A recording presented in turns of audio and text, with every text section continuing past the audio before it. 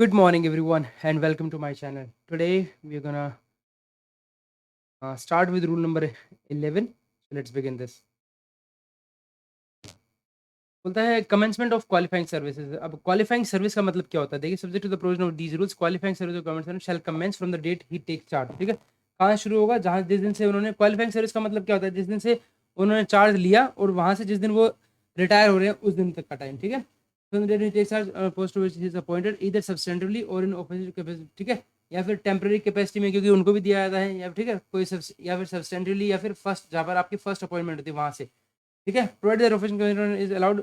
Is followed without interruption होनी चाहिए, तभी वो माना जाएगा। ऑफिशिएटिंग और टेम्परेरी जो है आपकी विदाउट इंटरप्शन होनी चाहिए। ठीक है, क्योंकि अगर बीच में आ गए तो वो डेज जो है आपके कट जाएंगे। ठीक है, provide for that service rendered before attaining the age of 18 years shall not count. ठीक है, 18 साल से पहले अगर आप सर्विस पे लग गए वो तो काउंट हो गई, शैल not count accept in the military service. जो है मिलिट्री सर्विस के अलावा जो है वो वाला टाइम जो है 18 ईयर्स से पहले वाला आपका टाइम जो है वो काउंट ही नहीं होगा। ठीक है, everybody knows about it, right. बात करते हैं condition subject to which service qualifies. ठीक है, देखिए, the service of government servant shall not qualify unless his duties are pay are regulated by the government. देखिए, कोई भी जो सर्विस है किसी भी गवर्नमेंट सर्वेंट की शैल नॉट क्वालिफाई, उस पीरियड के लिए क्वालिफाई नहीं मानी जाएगी जब तक कि उसकी ड्यूटीज और पे जो है वो रेगुलेट नहीं की जाती बाय द गवर्नमेंट और under conditions divided by the government. For this purpose service का मतलब होगा कभी service under the government paid by that government from the consolidated fund of. तो यहाँ पे सर्विस का मतलब क्या होता है? Condition subject to service qualify. यहाँ पे सर्विस का मतलब होता है कि सर्विस का मतलब सर्विस अंडर द गवर्नमेंट, जो कि अंडर द गवर्नमेंट है, that is paid by the government from the consolidated fund of India. ठीक है, या फिर लोकल फंड जो भी administered by that government, but does not include service in an establishment not having a contributory pension scheme. लेकिन उस establishment का आप जो है माना नहीं जाएगा, but does not include service in an establishment not having a non contributory pension scheme, जिसके अंदर है ना not having a non contributory pension scheme, but does not include, उनको इंक्लूड नहीं करता है सर्विस को in an establishment not having, उनके पास नहीं है a a non contributory pension scheme, जिनके पास नॉन कॉन्ट्रीब्यूटरी पेंशन स्कीम नहीं है, unless such service is treated as qualifying service by that government. ठीक है, तो उनको नहीं माने। बेसिकली यहाँ पे सर्विस का मतलब जो भी सर्विस जो है आप अंडर द गवर्नमेंट देते हैं, जिसके लिए आपको जो है कंसोलिडेटेड फंड ऑफ पे से या फिर लोकल फंड से आपको दिया जाता है पैसा। ठीक है, सर्विस इन स्टेट गवर्नमेंट की बात करते हैं कि सर्विस स्टेट गवर्नमेंट में है तो क्या है? बोलते कोई भी गवर्नमेंट सर्वेंट जो है belonging to state government who was initially appointed in a pensionable establishment. ठीक है, of the government servant before 2003 and who is permanently transfer to service in post, जहाँ पर ये रूल उनके अप्लाई होते हैं। ठीक है, the continuous service in official shall qualify, तो उसके लिए वो क्वालिफाई की जाएगी। ठीक है, अगर कोई भी गवर्नमेंट सर्वेंट जो है पहले किसी स्टेट गवर्नमेंट में आप लग गए, ठीक है, किसी स्टेट गवर्नमेंट में लग गए बिफोर 31 दिसंबर 2003 में, ठीक है, और उनको परमानेंटली ट्रांसफर कर दिया जाता है जहाँ पर ये रूल अप्लाई होते हैं, तो कंटिन्यूस सर्विस अगर उन्होंने रेंडर किया अंडर द स्टेट गवर्नमेंट, तो ऑफिशियटिंग या फिर टेम्पररी या फिर सब्सटेंटिव कैपेसिटी में, तो आप क्वालिफाई करेंगे किस चीज़ के लिए? Provided that service is followed without interruption होनी चाहिए आपकी सर्विस। इसके अलावा विद प्रॉपर परमिशन होनी चाहिए after acceptance of your resignation in an officiating और temporary subsiding capacity shall qualify followed without interruption by. ठीक है, आपको आप क्वालिफाई करें subject to the condition that service जो render upon is followed without interruption by the substantive appointment. ठीक है, और अगर आप मान लीजिए यहाँ बोलते हैं विद प्रीवियस परमिशन, आपको जो है ऑर्डर जो state government clearly indicated employ is running to join the post in the with proper permission होती है। ठीक है, ये आपका उसके अंदर होना चाहिए, रिजाइनिंग विद प्रॉपर परमिशन। ठीक है, liability for pension and gratuity जो है इन केसेस जहां पर आपको इस तरीके से होता है shall be borne by the central government and no recovery of proportion pension shall be made from the state government. तो ये बहुत ज़्यादा इंपॉर्टेंट है कि जब भी आप स्टेट गवर्नमेंट से इस तरीके से बिफोर 2030 से उससे पहले पहले यहाँ पर आ गए हैं, तो उस केस में क्या होगा? आपकी जो liability for pension and gratuity है it shall be borne by the central government के थ्रू जो है वो बियर की जाएगी, and no recovery of proportionate pension जो है shall be made from the state government. और इस तरीके से साथ साथ की जो है वो नहीं की जाएगी, मतलब स्टेट गवर्नमेंट से वो जो है कोई जो प्रोपोर्शनेट लेते हैं ना पैसा, वो नहीं लिया जाएगा। ठीक है, बोलता है service in N autonomous body, अगर किसी हम सर्विस की बात करते हैं किसी ऑटोनोमस बॉडी की। ठीक है, एक सेकंड रुकिएगा। हाँ जी, बोलता है in a case of person who, जैसे मान लीजिए कोई भी ऑटोनोमस बॉडी में आ गया जहाँ पर जो है नॉन कॉन्ट्रीब्यूटरी पेंशन स्कीम है। ठीक है, विद प्रॉपर परमिशन आ गए आप government servant who was initially appointed on 30, आप 31 दिसंबर से पहले पहले किसी ऑटोनोमस बॉडी में चले गए जहाँ पर non non contributory pension scheme है similar to these rules and who is subsequently appointed with proper permission and acceptance of the resignation. तो इसके लिए क्या कंडीशन है कि आपकी विदाउट इंटरप्शन उन्होंने सब्सिडेंट अपॉइंट होनी चाहिए, not drawing any separate pension before resignation and pension liability is discharge by paying in lump sum. और वहाँ की जो जो ऑटोनोमस बॉडी की जो है ना ऑटोनोमस बॉडी का जो आप ऑटोनोमस बॉडी से क्या करेंगे, एकदम सीधा जो है पेंशन लाइबिलिटी वहाँ से discharge by autonomous body by paying lump sum आपको पे कर देगी वो, ठीक है। वहाँ से उनकी पेंशन जो है लाइबिलिटी वो डिस्चार्ज हो जाती है by paying lump sum the amount of pension और सर्विस ग्रेचुटी और रिटायरमेंट ग्रेचुटी एकदम दे देंगे आपको। लमसम अमाउंट जो है shall be determined with reference to the commutation table जैसी भी होगी वो अपने उसके अकॉर्डिंग कर लेंगे, ठीक है। फिर बोलते हैं the condition of discharge of pension liability by an autonomous body under the state government, ठीक है, shall be binding on that autonomous body, ठीक है। वो बाइंडिंग होगी autonomous body in accordance with the reciprocal arrangement entered into by the central government with the concern state government, ठीक है। तो जो condition of discharge of pension liability, अब ये जो कंडीशन है ना, this is the condition of discharge of pension liability वाली कंडीशन जो है by autonomous under the state government shall be binding, it's binding on that autonomous body, ठीक है। ऐसे नहीं कि वो नहीं करेगी भाई, जिनके पास नॉन कॉन्ट्रीब्यूटरी पेंशन स्कीम है वो उनको वहाँ देना पड़ेगा, ठीक है। यहाँ पर ये जो बात कर रहे हैं यहाँ पर नॉन कॉन्ट्रीब्यूटरी पेंशन स्कीम की जो बात कर रहे हैं यहाँ पर कि इनके government belong to state government who initially this and who is a permanent और पोस्ट विद सप्लाई, ठीक है, ये this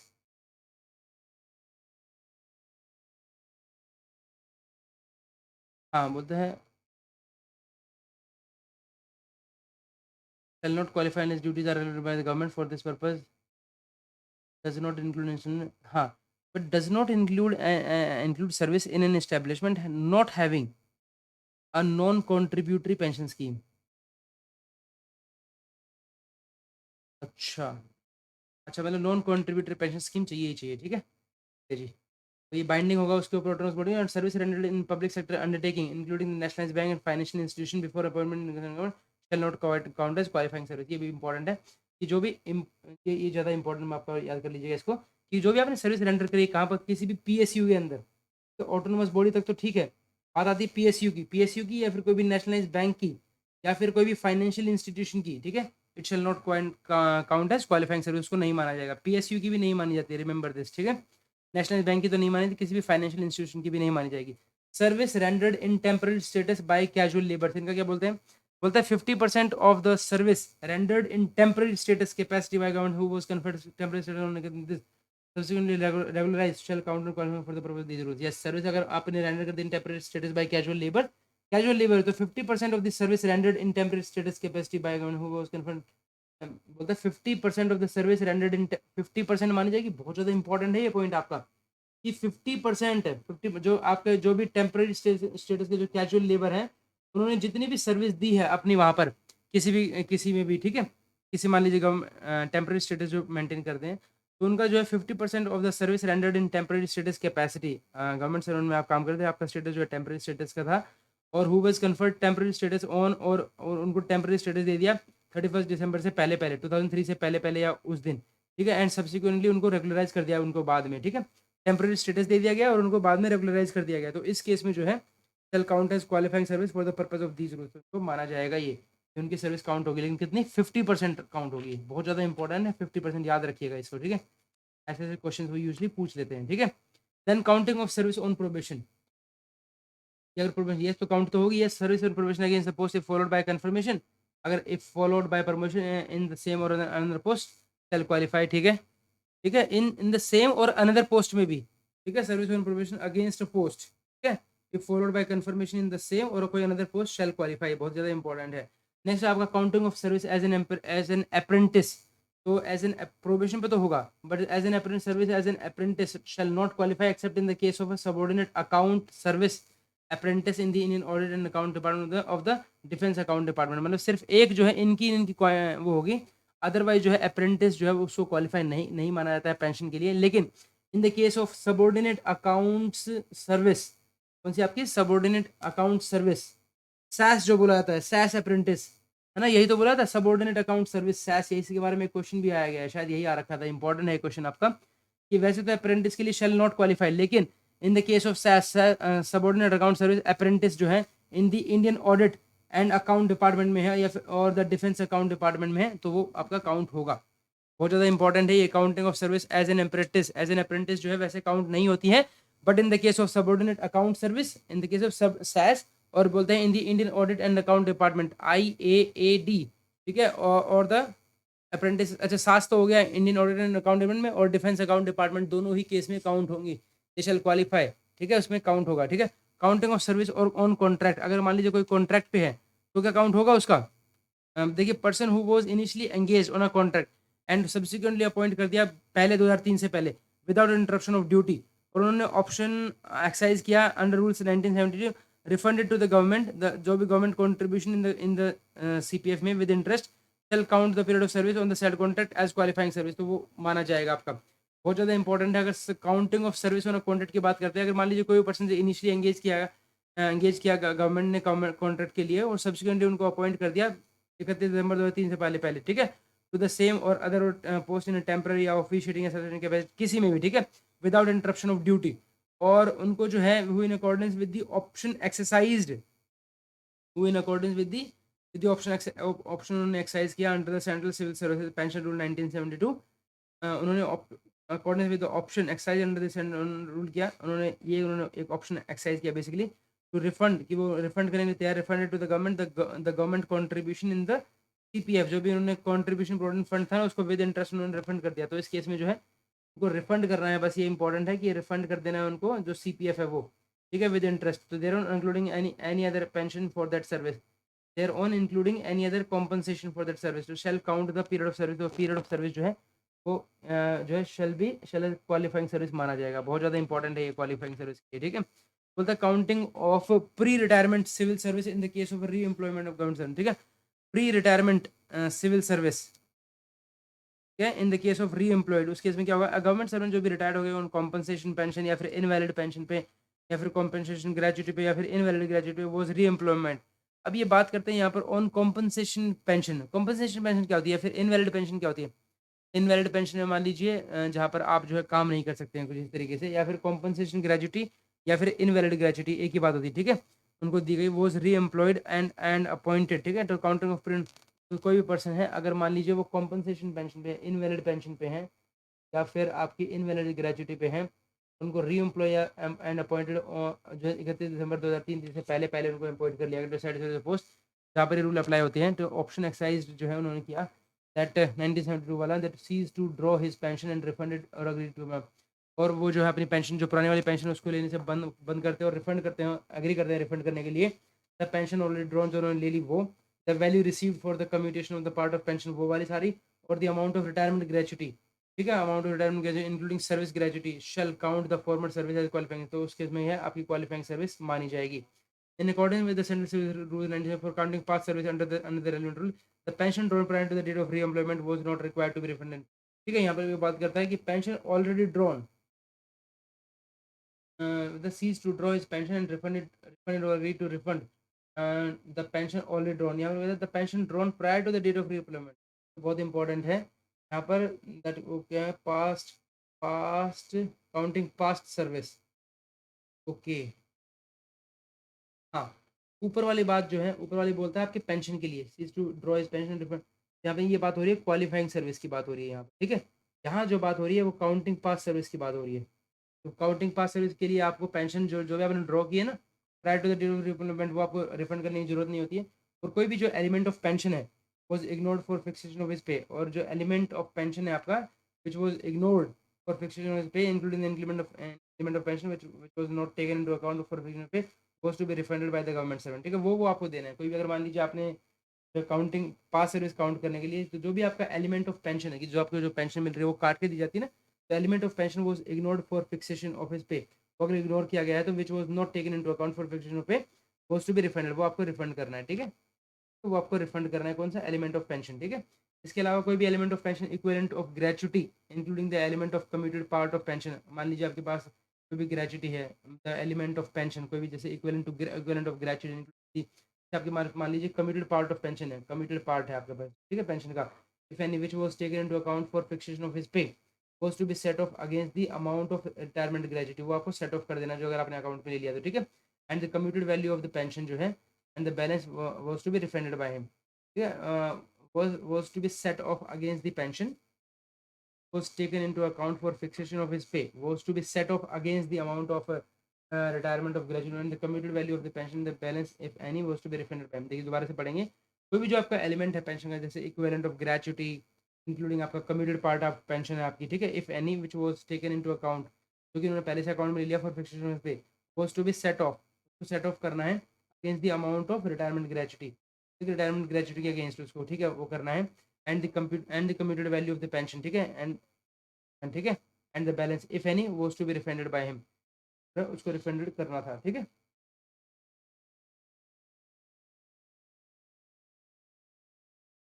taken into account for fraction of his pay was to be set off against the amount of retirement graduate value of the pension and balance if any was to be by him। इसके बाद बात करते हैं कोई भी एक government servant जो है who opted for counting of his former service के was required to refund the gratuity received in respect of his earlier service in monthly installment not exceeding 36 in number, the first installment beginning। अच्छा, कोई भी government servant है जिसने opt किया फिर counting is for की मेरी जो है आप काउंट कर लीजिए मेरी पहली वाली सर्विस, ठीक है, ठीक है, और वो रिक्वायर्ड टू रिफंड करना है, उसको रिफंड करना है ग्रेजुटी को, ठीक है, received in respect of his earlier service in monthly instalment, okay, not exceeding 36,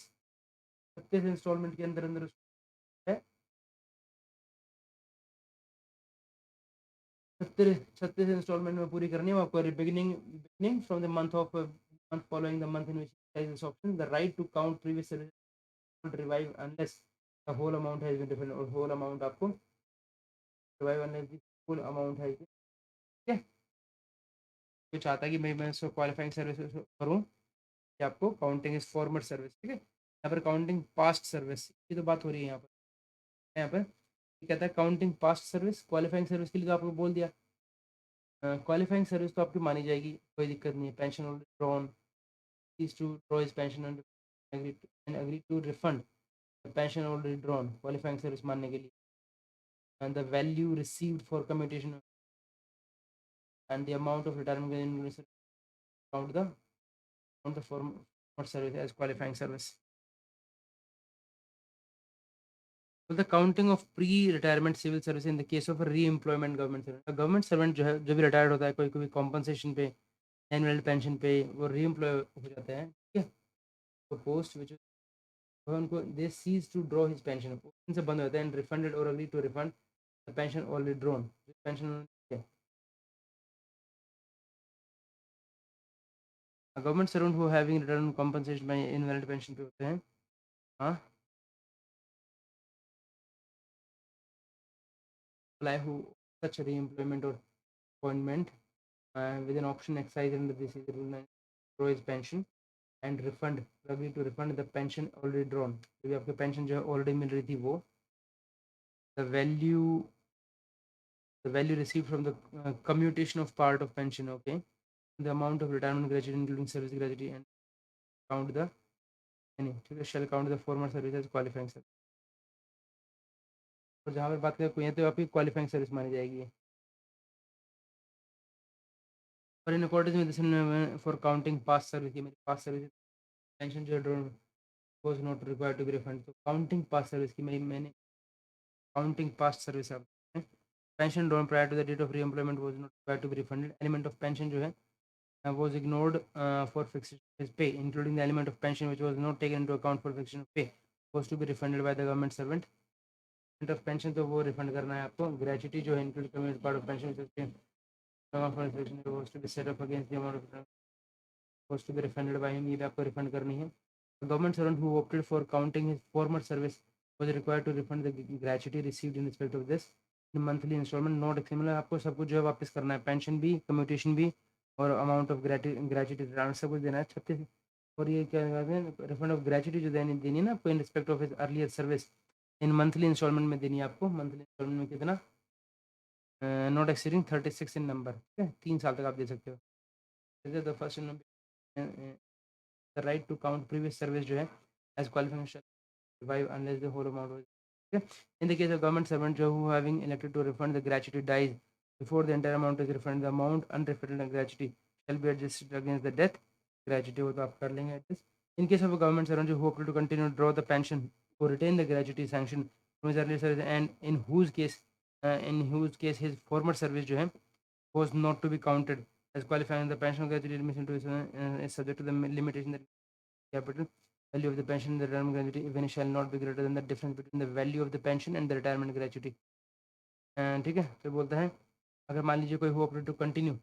opted to जो चाहते हैं भाई continue to draw the pension और रिटेन द ग्रेचुटी नहीं देना चाहते sanction early service and whose case and in whose case his former service was not to be counted जो उसकी फॉर्मर सर्विस है ना was not to be counted as qualifying the pension of और gratuity admission for his subsequent subsists subject to the limitation that service gratuity or the capital value of the pension and the retirement gratuity if shall not be greater than the difference between the value of the pension and the retirement gratuity if any would there would be admissible at the time of grant and final if the two periods of service combine the value of the previous service. The two periods of service combined and the value of retirement benefit already granted to him for the previous service. Okay? Capital value of the pension shall be granted. Ji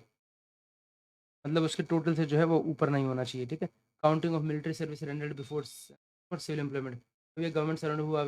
after having retired military service for employment before 31 December 2003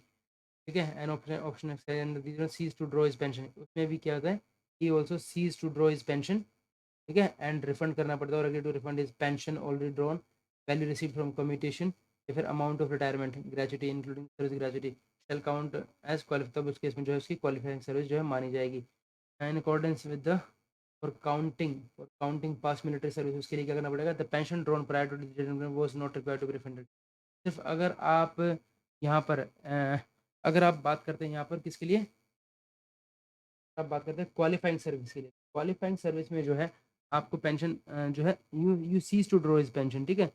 और आपको refund भी करनी होती है लेकिन यहाँ पर जहाँ पर आप सिर्फ अपनी क्वालिफाइंग सर्विस कर रहे हैं कि भाई ये मेरी क्वालिफाइंग सर्विस है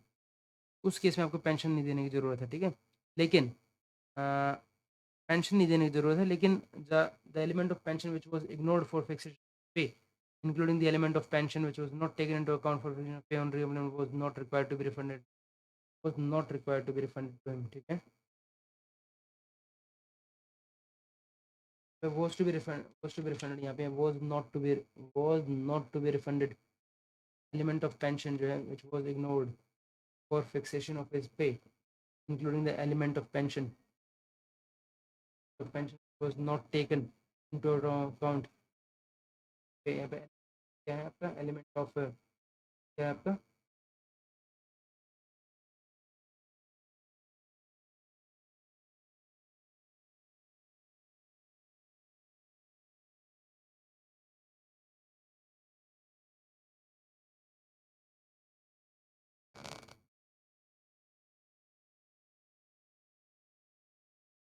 एलिमेंट ऑफ पेंशन मतलब मान लिया आपकी ग्रेचुटी हो गई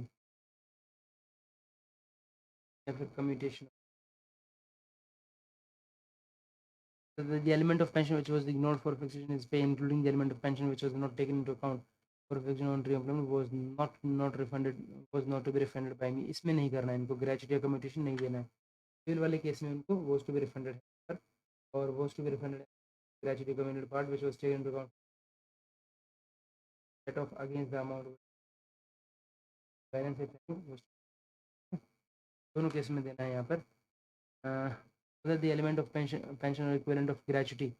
or equivalent of gratuity including the element of communal part of pension okay but if any which was taken into account which was taken into account of fixed pay only area was required to set off against the amount of time was required to be refunded was required to be refunded okay यहाँ पर जो है ये वाली चीज़ जो है उनको नहीं देनी है तो मिलिट्री वाले केस के अंदर ना element of pension which was ignored for fixation was ignored for fixation of his pay including the element of pension which was not taken into account for fixation of pay on re-employment was not to be required was not यहाँ पर देखिए pension जो है was not required counting of service नहीं देनी है but जहाँ पर आप क्वालिफाइंग सर्विस करते हैं आप अकाउंट मिल रहे हैं क्वालिफाइंग सर्विस यहाँ पर जो है is to draw his pension and refund pension और क्वालिफाइंग सर्विस मानी जाए क्वालिफाइंग सर्विस का मतलब हो गया एक तरीके से कि आप जो है उस सर्विस में कंटिन्यू कर रहे हैं क्वालिफाइंग सर्विस करेंगे तो आपको पेंशन भी देनी पड़ेगी आपको वैल्यू ऑफ कम्यूटेशन रिसीव और रिटायरमेंट ग्रेजुटी जो दे रखी है आपको सब कुछ देना पड़ेगा ठीक है वैल्यू रिसीव फॉर कम्यूटेशन भी हो गया रिटायरमेंट ग्रेजुटी भी हो गई और पेंशन ऑलरेडी ड्रॉन तीनों चीज़ आपको देनी क्वालिफाइंग सर्विस मानते हैं इस वाले में आगे नहीं आने लेकिन जहाँ पर आप कहते हैं नहीं क्वालिफाइंग सर्विस मत मानिए बट काउंट कर लीजिए मेरी मिलिट्री सर्विस को तो हम मिलिट्री सर्विस की बात होती है तो पेंशन जो भी उन्होंने ड्रॉन प्रायर टू डेट जो रिटायरमेंट जो है वो not required to be refunded, ठीक है, दोनों केस में सेम है आपका। फिर बोलता है the element of pension which was ignored for fixation of his pay including the element of pension which was not taken into account, ठीक है, वाज टू बी रिफंडेड। देखिए यहाँ पर ये थोड़ा सा वेरिएशन है इसी क्लोज के अंदर, इंपॉर्टेंट बन जाता है इसलिए। मिलिट्री के केस में आपको अगर आप कोई भी एलिमेंट ऑफ पेंशन है like which was ignored for fixation of his पे, जो कि इग्नोर कर दिया गया, जैसे आपकी ग्रेजुटी या कम्यूटेशन वगैरह है वो इग्नोर कर दिए गए थे आपके, ठीक है,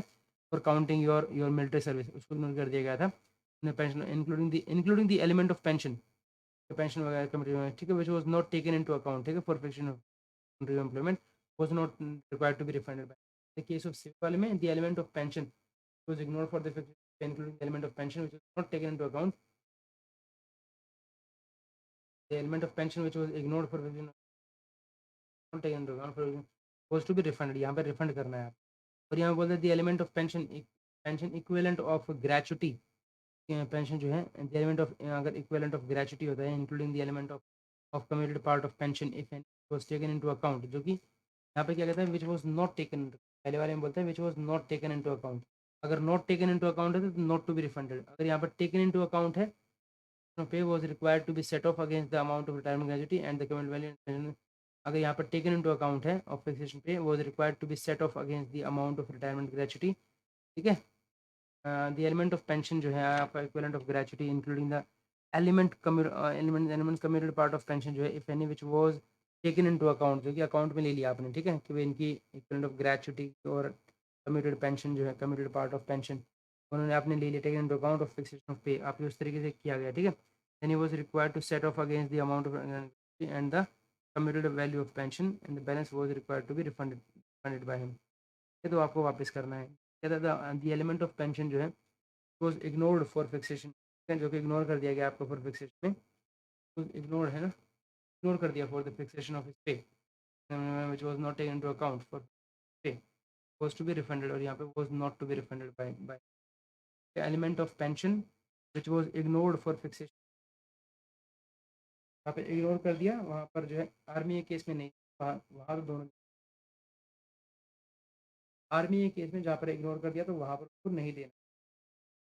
इंपॉर्टेंट पॉइंट है आपका। बोलता है गवर्नमेंट सर्वेंट जो है who had entered military service opted for this continue to draw the military pension or retain gratuity he don't discharge from duty his former military shall not count as qualifying service, क्या बोलता है government servant जो है who had entered military service and who on retirement in civil service और post on और before this, ठीक है, retirement in service or post on or before 31st December had opted uh, according with rule number 19 of the rule continue to draw the military pension or to retain the gratuity received on discharge from his former जो है shall not count as qualifying, those who continue to draw the qualifying करेगा ये ना, a government servant who had rendered this shall on continue to draw the military service जो है shall be covered by the rules governing the ठीक है, continue to draw the NPS में cover government servant जो hood excise was required pension gratuity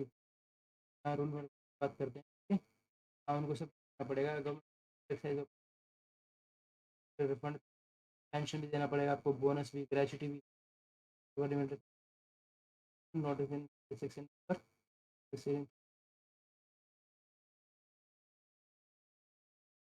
option and the case of federal account previous revive unless not refund in the case of government servant dies for the internet adjust कर ली जाएगी, order जो है वो passed count as the order should be there an order was pass, जहाँ पर एक order pass किया जाता है अंडर प्रीवियस, यहाँ पर आप अलाउ कर देते हैं कि allow previous military service to be count, military service को आप काउंट कर लीजिए as part of the qualifying,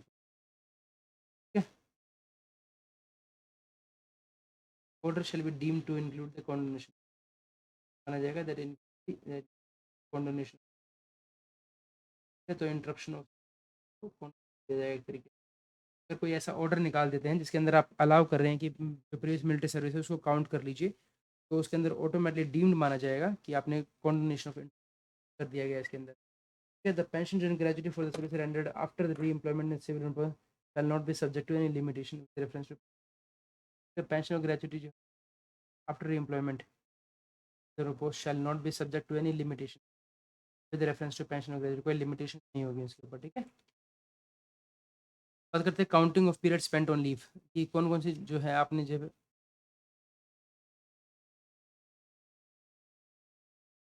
बोलते counting of period spent on leave कि कौन कौन सी जो है counting of period spent on leave, अब वो पीरियड काउंट होगा जब आपने लीव पर काउंट, हाँ leave all leave during service for which leave salary is payable and all extraordinary leave granted on medical shall counted all even extraordinary leave, हाँ extraordinary leave भी count होता है granted on medical certificate जो है shall count as qualifying service, ठीक है। Medical certificate पर जो ईओएल आता है वो काउंट की जाएगी, ठीक है। Further provided that in case of external leave other than external or medical certificate, the appointing authority made at the time of granting the leave allow the period to count, ठीक है। तो क्या वो without other than the EOL जो है आपकी other than medical certificate जो है तो अपॉइंटिंग अथॉरिटी जो है ना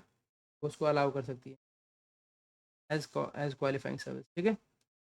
किस केस में if it is due to inability to join commotion या फिर कोई सिविल कमोशन की वजह से अगर आप नहीं करें फॉर प्रोसीडिंग हायर साइंटिफिक और टेक्निकल स्टडीज़ के लिए है तो वो आपको ईओएल मना करते हैं। अदरवाइज आपकी जो ईओएल है वो काउंट नहीं होगी आपकी क्वालिफाइंग सर्विस काउंट करेंगे, ये बहुत ज़्यादा इंपॉर्टेंट है। आपकी जो ईओएल है वो आपकी जो है अगर विदाउट मेडिकल सर्टिफिकेट है तो आपकी वो काउंट नहीं होगी। तो this is really very important point कि अगर आपकी जो ईओएल है क्वालिफाइंग सर्विस के केस में आपकी जो ईओएल है वो काउंट नहीं होगी विदाउट मेडिकल सर्टिफिकेट अनलेस उसके अंदर दो कंडीशन है, सिविल क्वेश्चन हो गया और कंपिटेंट अथॉरिटी के लिए वो है सेटिस्फाइड है तो कर सकती है, या फिर जो है टेक्निकल और हायर स्टडीज़ के लिए कर सकती है, ठीक है। Definite entry shall be made in the shall not be treated as qualifying service, पर एक डेफिनेट एंट्री बनानी है that shall not be qualifying if not made at the time of grant of external leave can be made subsequently but not later than 6 month, ठीक है। Can be made subsequently बना सकते हैं but not later than 6 महीने के बाद आप ऐसे नहीं कर सकते, नॉट आफ्टर 6।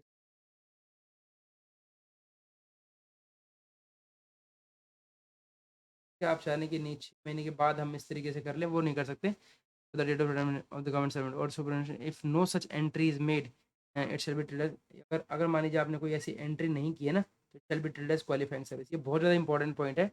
कि अगर आपकी जो भी आपकी जो छुट्टियाँ है ना मेडिकल सर्टिफिकेट पर अगर आप लेते हो ईओएल, आप मेडिकल सर्टिफिकेट पे आप ईओएल लेते हो तो क्वालिफाई करेगा आपका इसके लिए। अगर मेडिकल सर्टिफिकेट पे नहीं है आपकी ईओएल तो कॉम्पिटेंट अथॉरिटी चेक करेगी सिर्फ दो चीज़, क्या एक तो आपका चेक करेगी कि आपका सिविल कमोशन तो नहीं हो गया था, आपकी inability to join the duty, ठीक है, या फिर आपका हायर साइंटिफिक और टेक्निकल स्टडीज़ पे तो नहीं थे आप, ठीक है। और इसके लिए आपको क्या है एक डेफिनेट एंट्री करनी पड़ेगी उसमें ईओएल के में कि एक जो है क्वालिफाइंग सर्विस ट्रीट करी जाएगी या नहीं की जाएगी, ठीक है। If not made at the time of grant of extraordinary अगर नहीं है तो आप सब्सिक्वेंटली कर सकते हो, लेकिन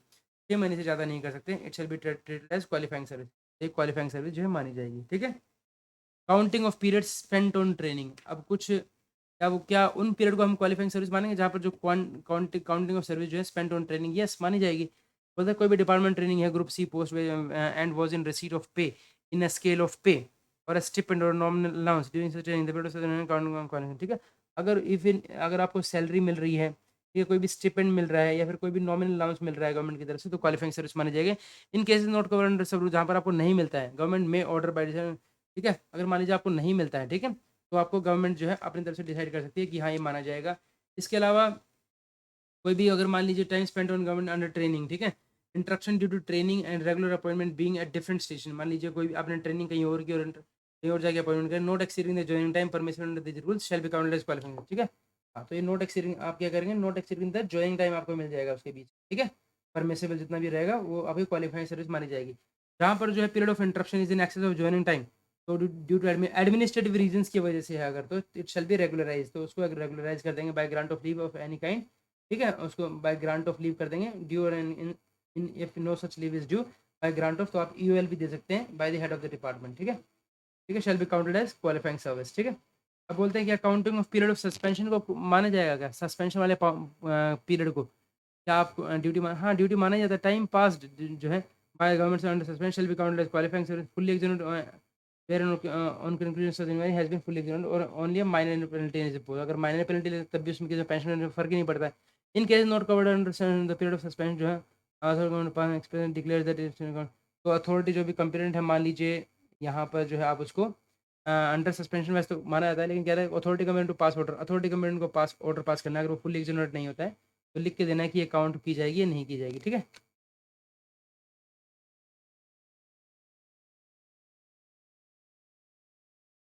इसके अलावा in all case of suspend the complaint authority जो है स्पेसिफाई करना to the period of suspension shall count as qualifying and definite entry shall be made in service book, ठीक है। सर्विस बुक के अंदर भी करना है, shall count as qualifying service,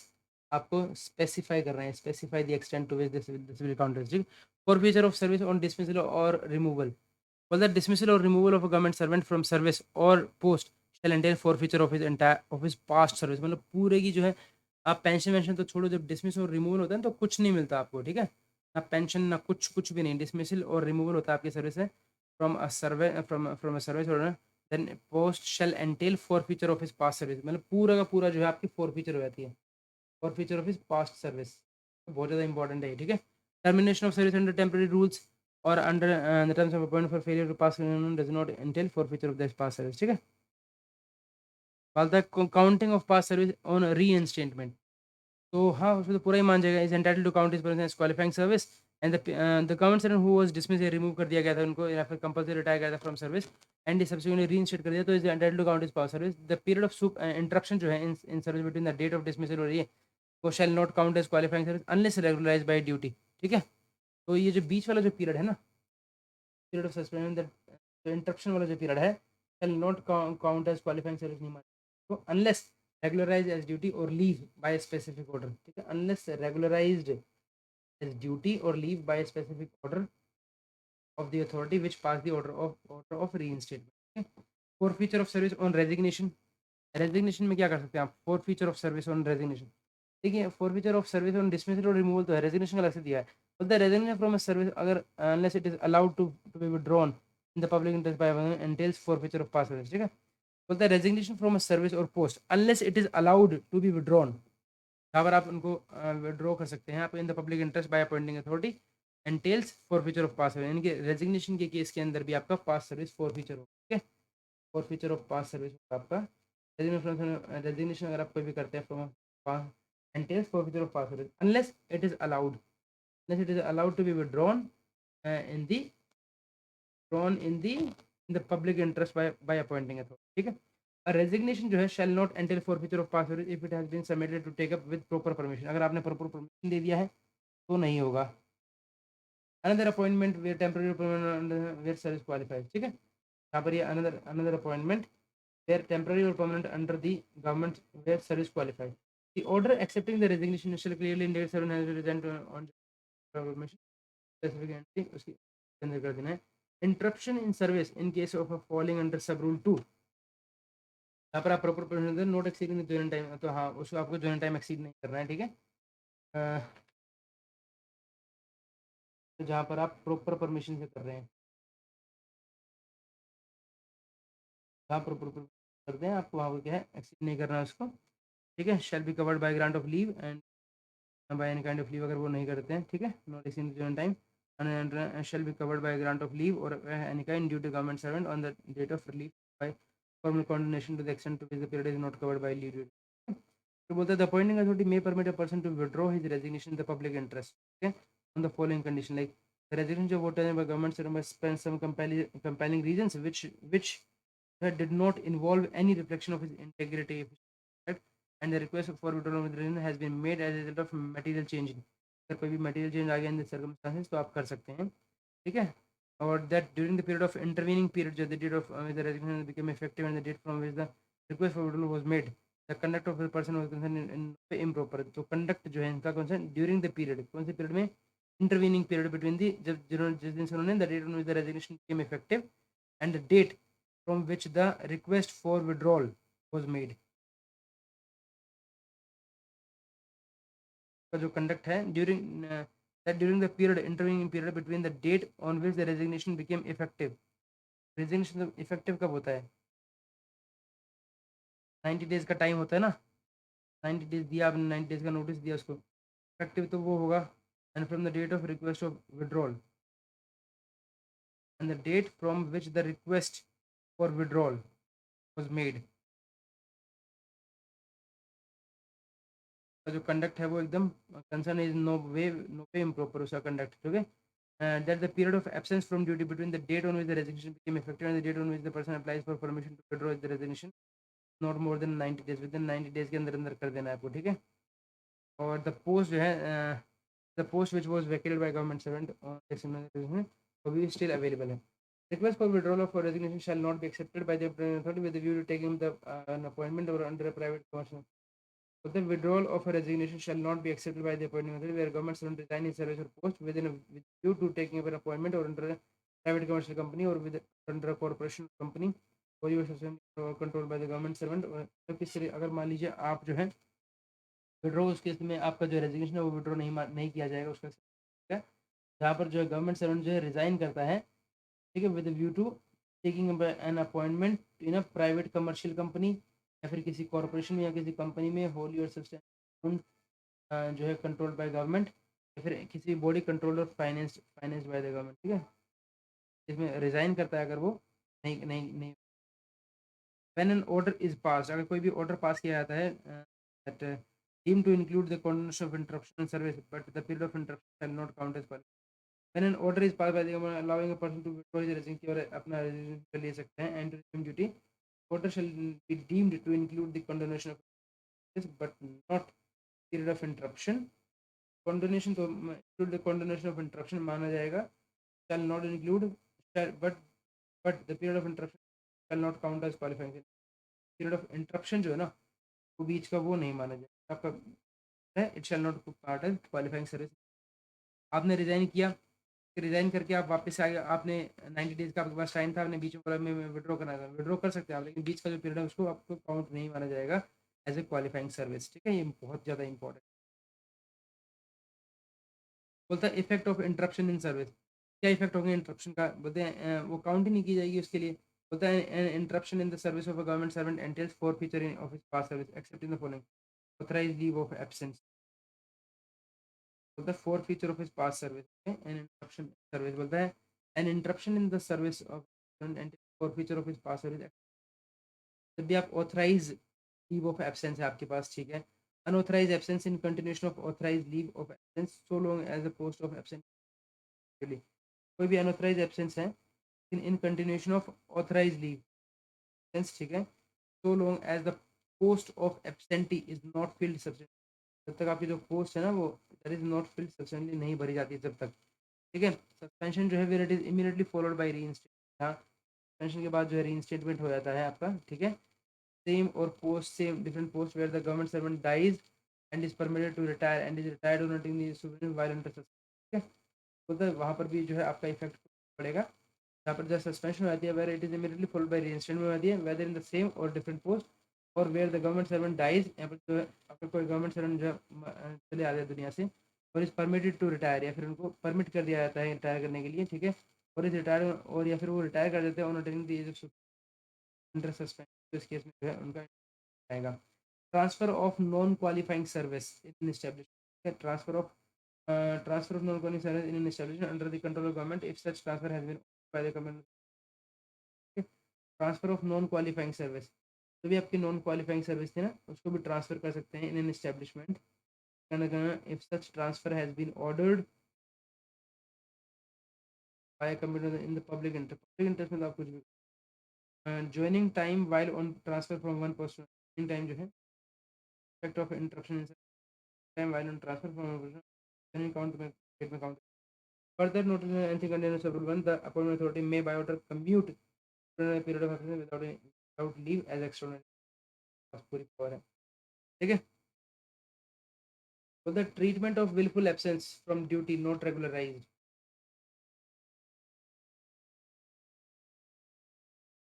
for the treatment of a willful absence, okay, willful absence जो है from duty even though not covered by grant of leave does not a loss of leave, and the period of absence not covered by grant of leave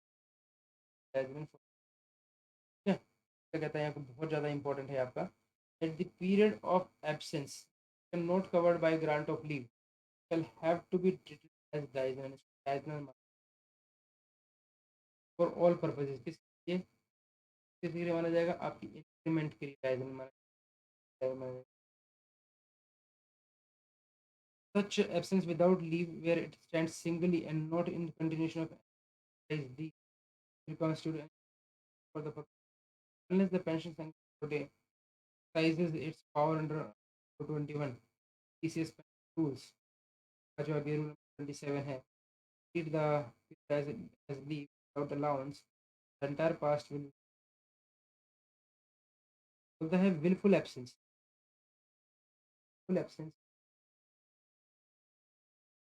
willful absence जो है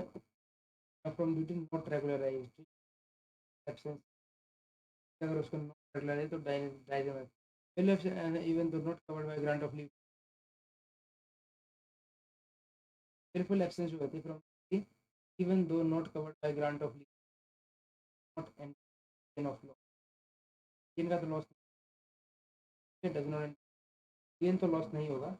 लेकिन the period of absence जो है not covered by grant of leave shall have to be treated as valid for the leave of pension के लिए इसको as में माना such absence जो है without leave singly and not in यहाँ जो ये ऐसे जो absence है without leave such absence है ऐसी absence है without leave where it stands singly such absence without leave stands singly and not in continuous such like leave such absence जो है without leave like leave ये बहुत ज़्यादा important है कि ये जो absence है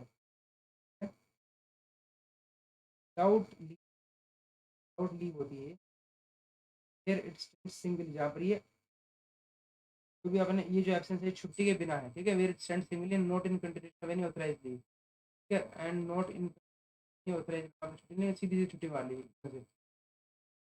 दिस विद कॉन्स्टिट्यूट कॉन्स्टिट्यूट कि जब यहाँ पर कहीं पे अगर छुट्टी होती है तो उस चीज़ में तो फिर भी आपको ये कर सकते हैं भाई रीजन देख हुए कि आप लोग कर सकते हैं आप है ना हमने ये पढ़ा था ना यहाँ पर an interruption the service entail for which service past service authorize leave authorize absence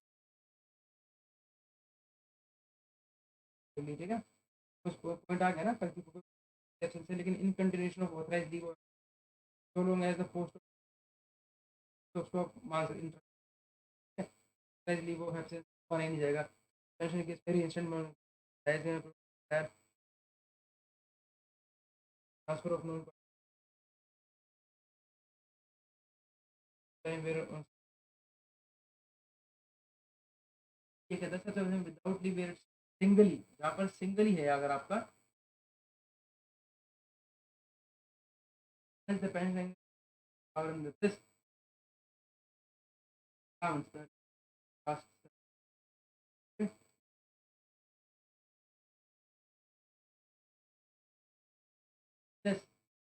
this pension जो है power power this period this leave without allowance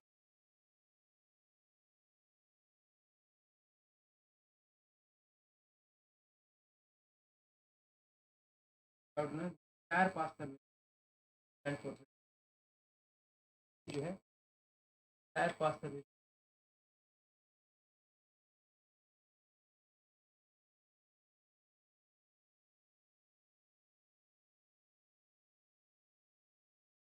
condonation of interest in the absence of exception between government in out of the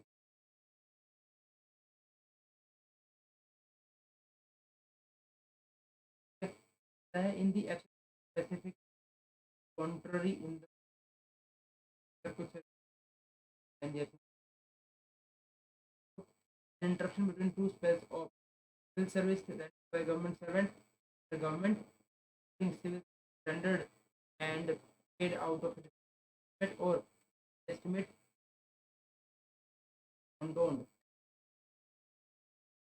आपकी qualifying unless specific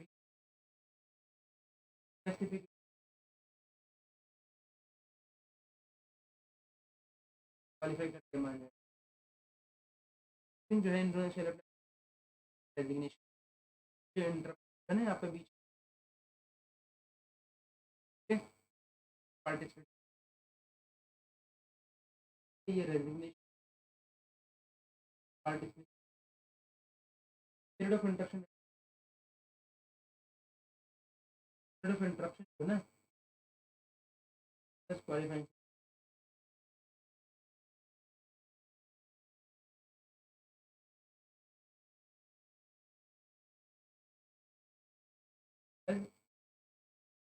pre interruption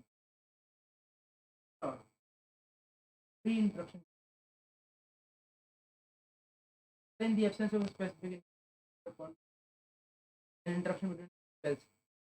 two spells of ended by government service get out of the pre intervention ठीक है और period of interruption जो है counters funding authority may consider interruption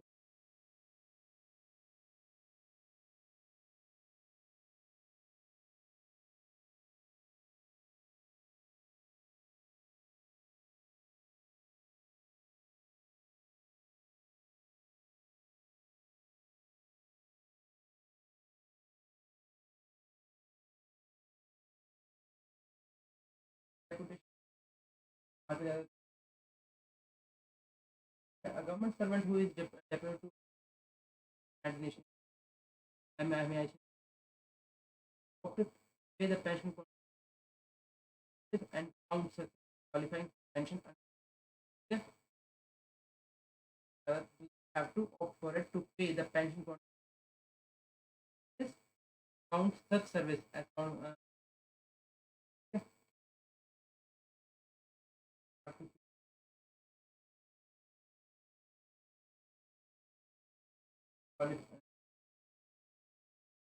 qualifying for pension.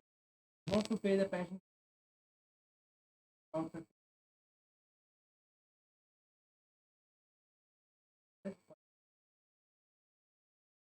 बाहर जाते हैं तो आपका वर्णन इसके अलावा periodic verification qualifying on each occasion on being left with 5 years of service periodic verification 18 साल से लेके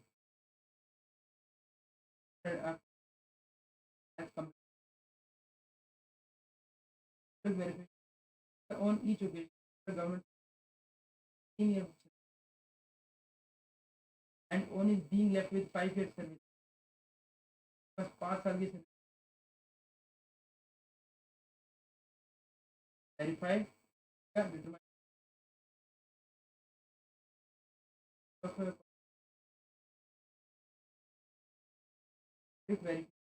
periodic verification on occasion of है ना सर्विस फिर आपकी जो है 5 साल रहते हैं service 5 years 5 years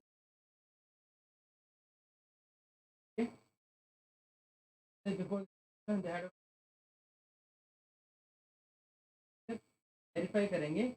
determine the qualifying service और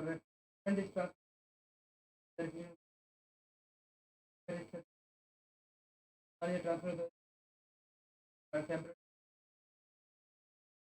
डिपार्टमेंट है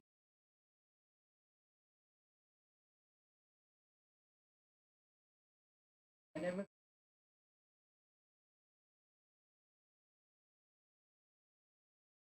verification done under shall be final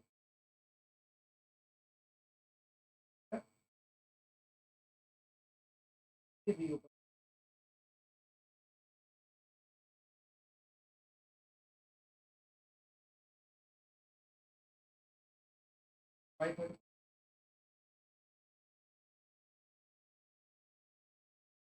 had to be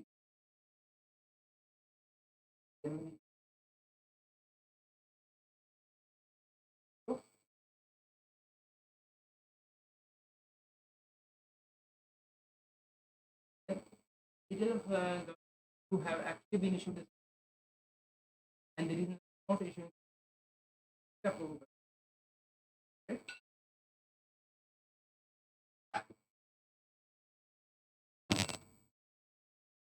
तरीके से जो हमारा ये है आपका हमारा रूल नंबर 30 तक ये कंप्लीट होता है, right? With this thank you so much and have a great day.